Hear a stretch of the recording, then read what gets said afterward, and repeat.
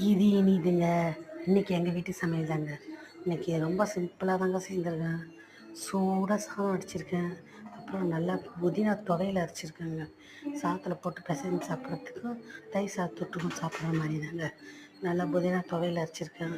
அப்புறம் தயிர் தாளிச்சிருக்கேன். வீட்டிலேயே உர ஊற்றின தயிர் தாங்க, கட்டியாக தாளிச்சிருக்கேன். இதுக்கு நல்லா புதினா துவையல் தயிர் சாதம் போட்டு சாப்பிட்லாம், சாதத்துக்கு போட்டு சாப்பிட்லாம்.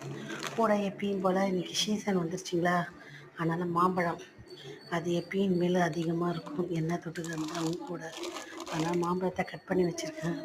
கூட இன்றைக்கி முறுக்கு, அவ்வளோதாங்க. இன்றைக்கி காயெலாம் இல்லைங்க. இன்றைக்கி சிம்பிளாக செய்திருக்குங்க.